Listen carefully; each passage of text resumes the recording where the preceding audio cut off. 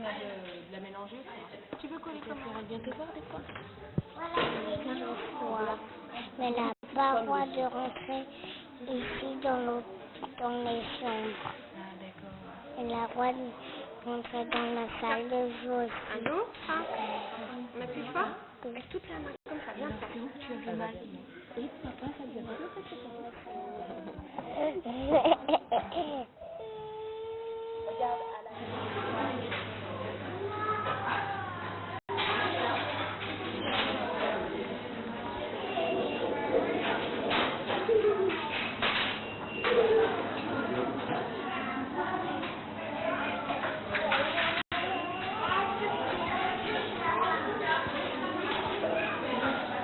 Il y a 2000 nouveaux patients, enfants, adolescents, qui ont un cancer par an en France.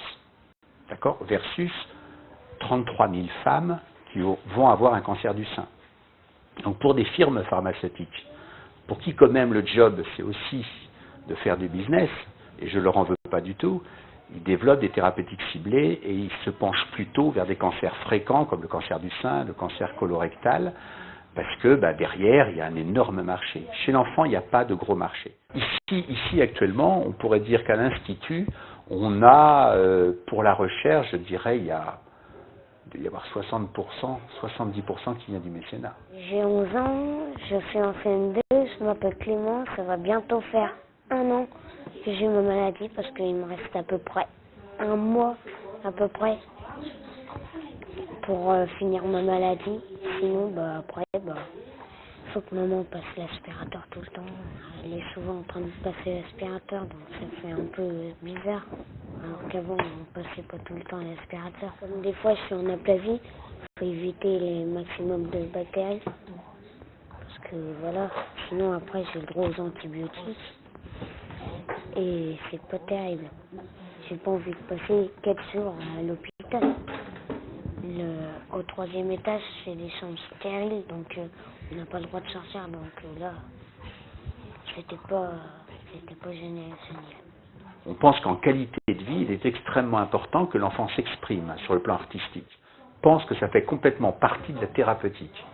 Ils ne sont pas là simplement pour avoir de la chimiothérapie là, mais ils sont là aussi pour vivre et essayer d'avoir une qualité de vie la meilleure possible et de s'exprimer, d'exprimer leur cancer via l'art. Et là, je crois que c'est important aussi. Ce sont des projets qu'il faut qu'on finance aussi. Le problème du cancer de l'enfant, il ne faut pas l'oublier, c'est que quand on guérit pour 70 ans. C'est un enfant. Il faut le guérir, on ne le guérit pas pour 5 ans. Donc il faut penser aussi, nous, pédiatres cancérologues, que lorsque l'on va proposer une thérapeutique, un traitement à l'enfant, il faut le guérir, mais avec de la qualité. Alors au départ, en 1960, on guérissait tellement peu d'enfants qu'on a mis beaucoup de chimiothérapie pour essayer d'augmenter le nombre d'enfants guéris. Et maintenant qu'on a quelque chose, un nombre, je dirais, d'enfants guéris très important, ce qu'on essaye maintenant, c'est de diminuer un peu les traitements et garder le même taux de guérison. Mais essayer de guérir avec moins de traitements. Il y a toute cette partie-là. Et puis il y a celui qu'on n'arrive pas à guérir, et celui-là, il faut vraiment, et ça c'est l'importance de la recherche fondamentale, de la recherche de transfert, trouver des nouvelles cibles, des nouveaux médicaments pour essayer de guérir, je dirais, ce 4e. On était partis au ski une semaine. Et la semaine qui a suivi, j'avais rien. Après, j'avais de temps en temps mal. Alors, je suis allée chez le docteur et puis on allait faire des radios. Et c'est là où on a vu que j'avais quelque chose. J'apprends un peu à vivre avec, mais...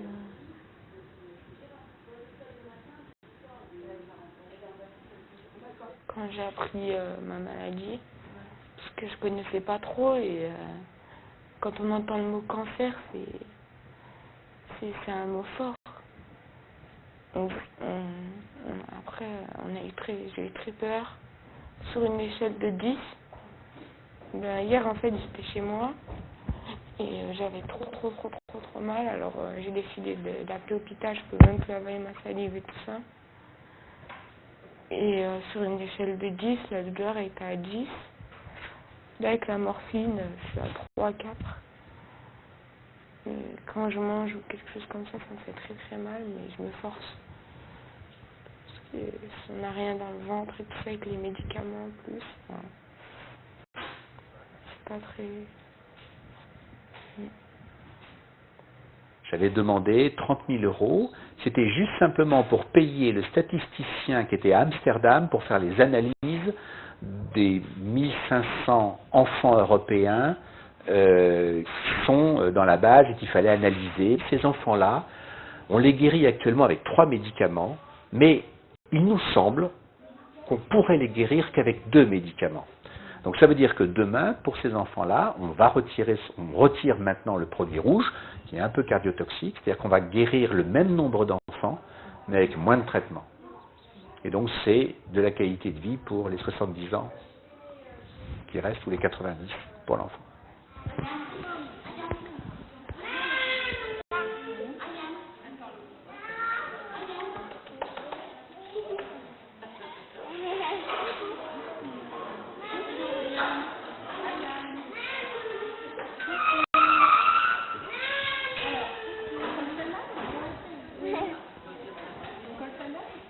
C'était une petite fille qui était à côté de ma chambre, elle avait 5 ans. Mais elle avait une maladie où il n'y avait pas de traitement. Il lui a annoncé que il lui restait entre 6 mois et 1 an à vivre. Et elle pouvait plus parler et tout ça. Elle pouvait plus bouger, elle restait dans son lit et elle devait attendre la mort, quoi. J'ai l'exemple d'une enfant qui dessinait très bien, beaucoup, et qui faisait plein de dessins en inondant ses dessins en disant « Maman, je t'aime, maman, je t'aime, maman, je t'aime », etc. Et la maman nous avait dit « Mais pourquoi elle est comme ça, plein d'amour ?» Et en fait, en analysant les choses, cet enfant faisait ça alors qu'elle était en phase terminale et qu'elle est décédée après. Et en fait, elle a rempli la maman, finalement, le cœur de sa maman, elle l'a rempli d'amour, qui a fait qu'elle se disait, elle pourra jamais m'oublier, tellement, je vais l'inonder. Et elle a passé ces 4 dernières semaines à inonder sa maman de dessins. En pédiatrie, on guérit 3 enfants sur 4. Le meilleur cadeau que l'on peut donner au 4e, c'est sa guérison. C'est pour ça que je dis quelquefois aux associations qui nous offrent beaucoup de télévision, de pousse-seringues, de choses très importantes pour les enfants, de qualité de vie, de Disneyland, etc. Je dis, n'oubliez pas aussi que l'argent est le nerf de la guerre, on ne peut pas faire autrement. Et avec les normes actuellement de recherche, de faire les analyses statistiques, de récolter les données, etc., c'est du personnel, c'est beaucoup d'argent. Et donc il faut mettre ça en place, et il faut donc cette collecte de fonds. C'est tous des princes et princesses hyper courageux et courageuses. C'est extraordinaire parce que c'est ça la force de l'enfant finalement. Il dépasse complètement les chimiothérapies. C'est vrai qu'il vit plus au jour le jour que l'adulte et finalement il nous apporte beaucoup.